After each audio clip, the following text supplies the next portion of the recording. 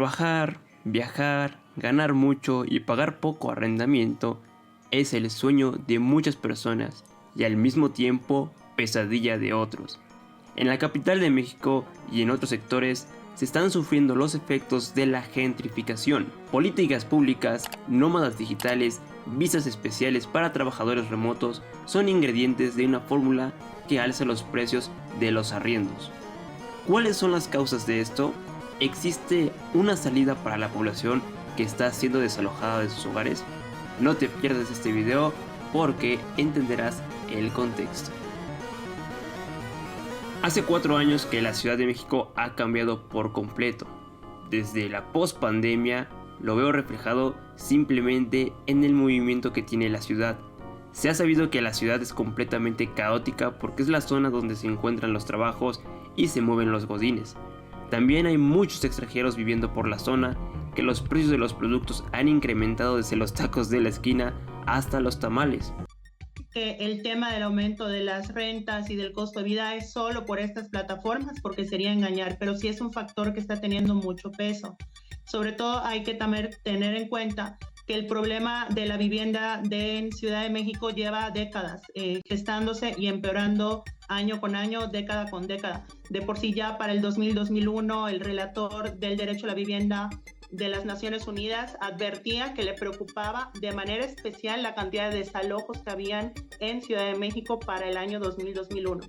Entonces, lo que estamos viendo acá es que ya es una problemática que ha ido creciendo a lo largo de las décadas. A ver, no es tema nuevo y esto ya se ha hablado desde años. Sin embargo, ese tema lo quería tocar en mi canal, yo como persona que se mueve más por el Estado de México. También trabajo en un parque infantil y yo pensé que no había gente que iba. Sin embargo, van personas de nivel socioeconómico, diría que sé y sé más. Hasta me atrevería a decir que posiblemente una.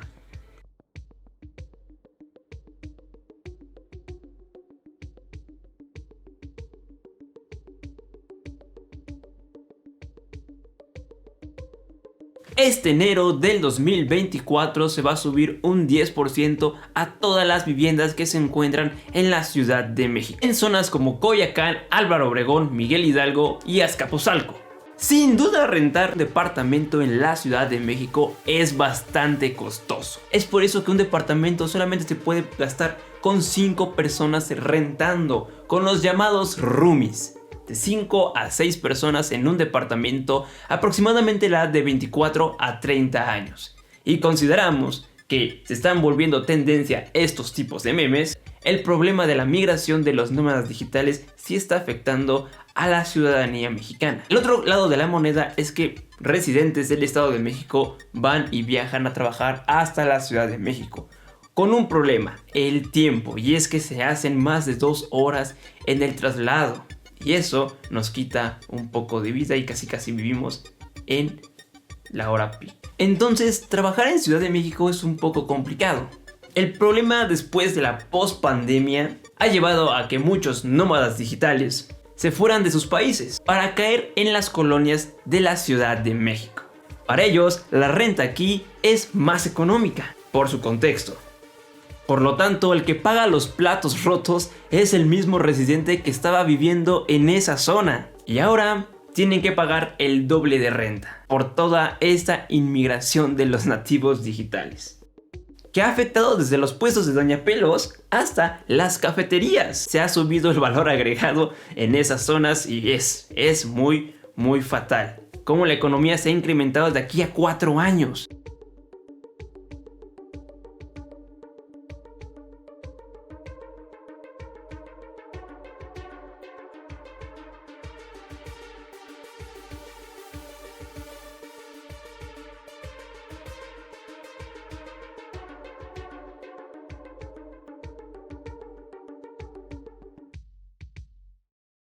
Y viene del inglés por su uso muy común, la gentrificación. Es un proceso de renovación urbana en el que las personas con más poder adquisitivo que entran a una zona popular o está deteriorada. Como están más dispuestos a pagar por el arrendamiento, los precios del alquiler suben por completo. Todos los servicios alrededor también se encarecen, lo que causa que la población original no pueda seguir pagando los mismos gastos o los mismos costos y termina entonces siendo desplazada. Uno de los problemas que vemos con esta alianza es que no se hizo un diagnóstico previo para saber qué tanto impacto podría tener esta medida. De hecho, es bastante revelador que la jefa de gobierno dijo que ojalá que esta medida no aumente los precios de las rentas. Es decir, me parece que la frase evidencia que justamente no hicieron un diagnóstico previo ni de la situación del medio ambiente de México, ni de cómo eso pudiese afectar al acceso a la vivienda y qué medidas de prevención y mitigación van a tomar. Es decir, pareciera que se está priorizando el impulsar esto independientemente de los efectos que pueda tener en el acceso a la vivienda. Algo que en Ciudad de México se está transformando en un problema grave. Un estudio de la administración de la exalcaldesa Claudia Sheinbaum afirma que 200,000 familias de los grupos de menores ingresos se han visto obligados a dejar la ciudad porque no hay opciones para su bolsillo. Y vemos lugares donde antes habían tortillerías, habían fondas, ahora vemos comida gourmet y cafeterías con alimentos ecológicos, bares o galerías, servicios que no tenían que ver con la configuración del sector. Los factores que están empujando esto, el boom de los llamados nómadas digitales. Desde la pandemia se triplicó el número de nómadas digitales. Según estimaciones son más de 90,000. No podemos dejar de lado otros factores como lo es la inflación, que ha golpeado fuertemente a todo nuestro país y a la mayoría de los países. Después de la pandemia, las plataformas digitales se han convertido en el nuevo uso para trabajar y de arrendamiento temporal de apartamentos privados. También en este ámbito entran las políticas públicas y hay quienes culpan la administración de la alcaldesa Claudia Sheinbaum de firmar un convenio especial con Airbnb para facilitar la llegada de los nómadas digitales y así reactivar la economía, pero desatando un problema para los que están en esas zonas y los que trabajan, los godines, pues las autoridades mexicanas no previnieron esto. La migración fue masiva.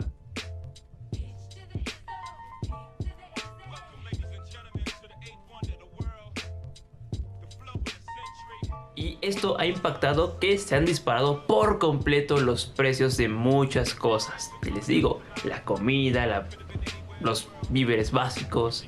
Pero antes de tirarnos al agua y decir, oh por Dios, la Ciudad de México está siendo gentrificada, no puede ser, todo el mundo se está volviendo elitista. Tranquilos, porque se está viendo una solución que se está dando poco a poco. Y existen dos soluciones más o menos básicas para prevenir esto. Tener viviendas para las personas que vivan ahí y que no se toquen. Es decir, que no sean vendidas a las inmobiliarias como Airbnb. Es decir, que no se muevan o se disparen los precios de esas viviendas. Que se queden tal y como están y que no muevan a las personas que viven ahí. La otra solución es cobrarle impuestos a estas inmobiliarias. Sin embargo, es difícil. ¿Por qué? Porque se trata de un actor que tiene mucha fuerza económica en la Ciudad de México y en la política. El gobierno capitalino quiere crear una iniciativa, un marco regulatorio que le dé certeza a los usuarios, ya sean propietarios o clientes.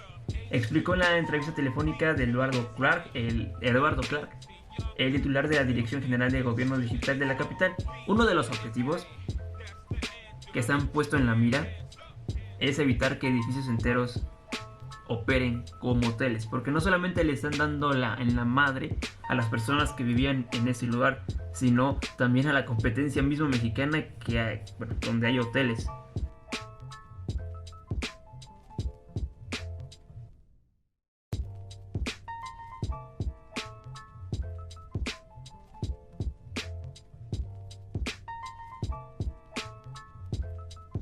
Ser un B&B es un fenómeno que han registrado esas zonas gentrificadas que perjudica de manera desleal al sector hotelero que cumple otras normativas y que cumple con las normativas que es pagar impuestos, cosa que Airbnb no lo hace.